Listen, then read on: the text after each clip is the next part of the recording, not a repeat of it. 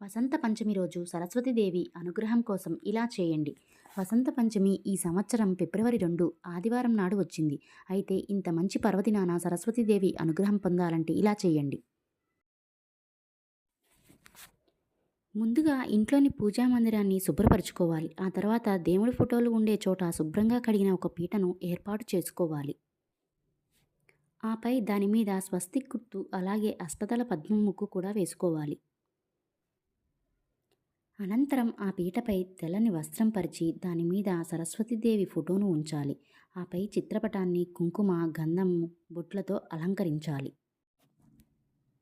సరస్వతీదేవికి 9 ఒత్తుల దీపం అంటే చాలా ఇష్టం. కాబట్టి వసంత పంచమి రోజు అమ్మవారి చిత్రపటం ముందు మట్టి ప్రమిదలో ఆవు నెయ్యి పోసి 9 ఒత్తులను విడివిడిగా వేసుకొని వెలిగించాలి. ఒక ఒత్తి అంటే 2 ఒత్తులను కలిపి ఒక దీపంగా వెలిగిస్తాం. అలా 9 ఒత్తులను వెలిగించాలి.